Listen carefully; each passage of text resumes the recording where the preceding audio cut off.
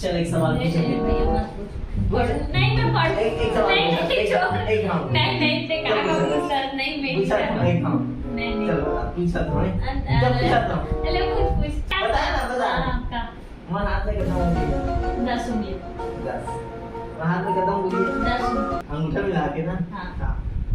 तो 10 हाथ में कितना उंगली होगी 10 हाथ में कितना उंगली है 100 उंगली है 100 उंगली है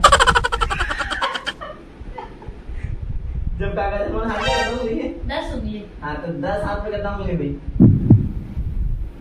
10 हाथ में कितना उंगली भाई 10 हाथ में भी 10 उंगली होगी 10 हाथ एक हाथ में 5 उंगली होते हैं हाँ, एक तो हाथ 10 हाथ में कितना उंगली भाई 10 हाथ में एक उंगली है हाँ तो कैसे सब बोले 50 उंगली होगी तो